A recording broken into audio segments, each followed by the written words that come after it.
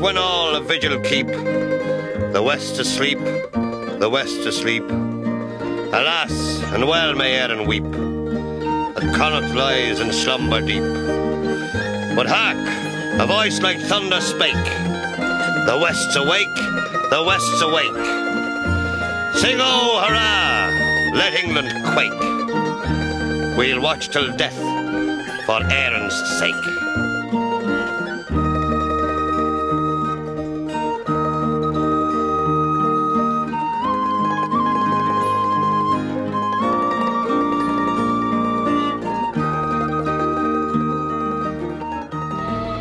(1746).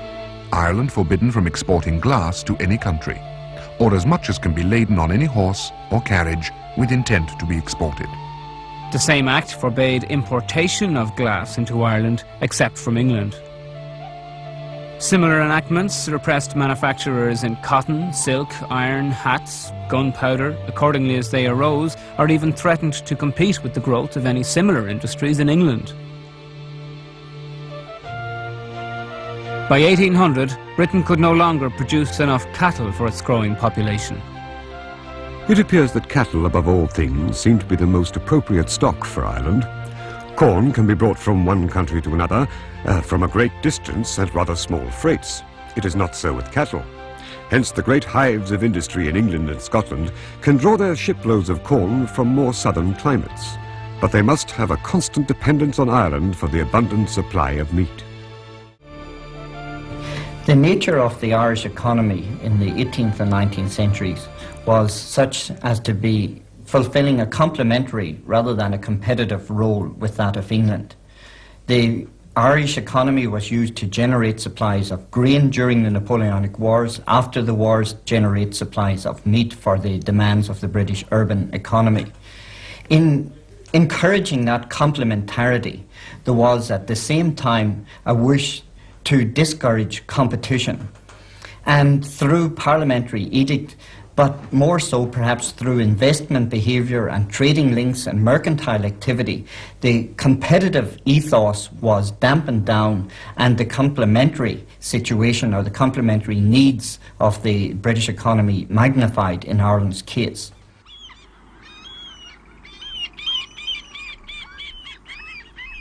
Westport at the end of the 18th century really was a very prosperous place and a very happy place in many ways, because a lot of industry had been built up here, and in fact our own family here had been very much involved in the building up of that industry.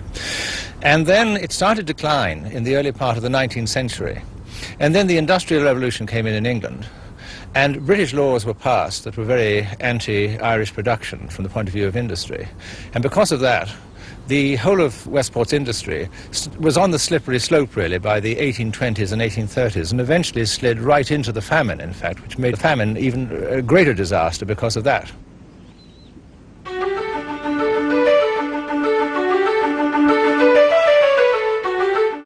In Ireland, 80% of the population as late as 1840 was still employed in agriculture. In contemporary England, the growing population was absorbed within urban industrial milieus, and it could therefore contain a much greater population than that of the Irish countryside. The scenario was set for tragedy, nor were people unaware. Arthur Wellesley, 1st Duke of Wellington, lived as a boy in Emmet Street in Trim, County Meath, and at nearby Dangan Castle. He wrote about the country which gave him birth. I confess that the annually recurring starvation in Ireland gives me more uneasiness than any other evil existing in the United Kingdom.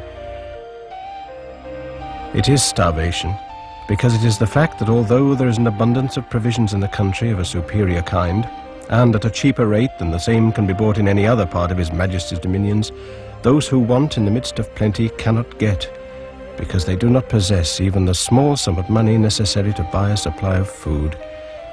Black 47 in those years, because there were, not only was there one famine, but there was a number of them.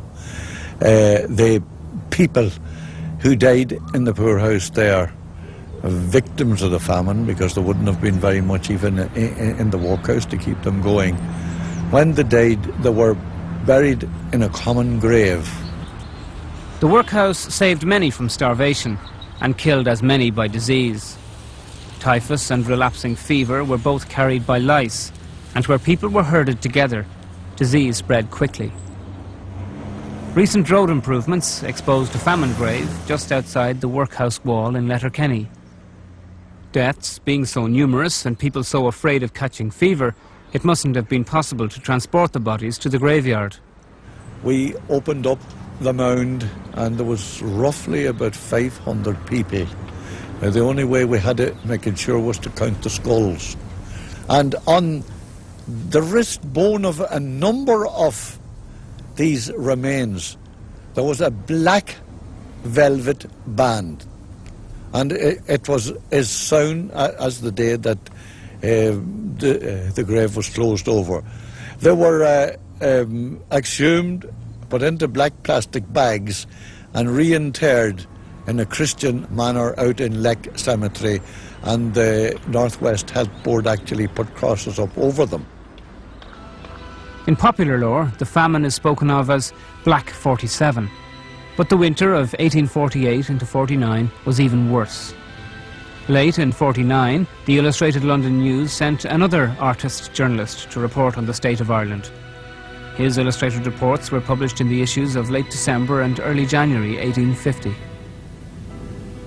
Outdoor relief was established in that season of distress, and relief was coupled with a resignation of the land. The poor were required to give up their heritage, small though it were, for less than a mess of pottage.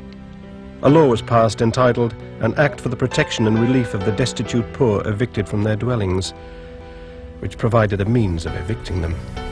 The system, intended to relieve the poor by making the landlords responsible for their welfare, has at once made it the interest and therefore the duty of the landlords to get rid of them.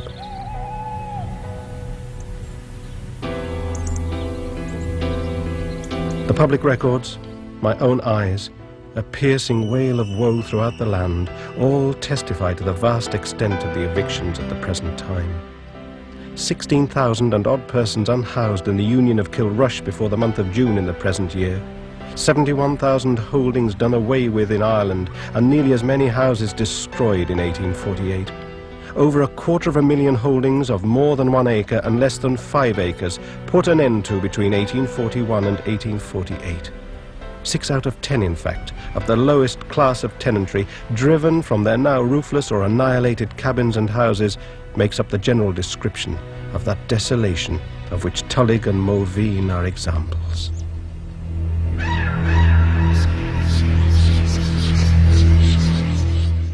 12th Lancers, they were horseback, the 61st Regiment of Foot, the 3rd Regiment of Foot, the 3rd Hussars, and the 16th Regiment of Foot. In Kerry there were only 2 regiments, the 8th Dragoons on horseback and the 1st Dragoons on horseback. The reason why they'd be on horseback there is that it's very rough land in West Kerry, and they'd be probably only moving sheep off the mountains into the ships for export, and that'd be done by horseback.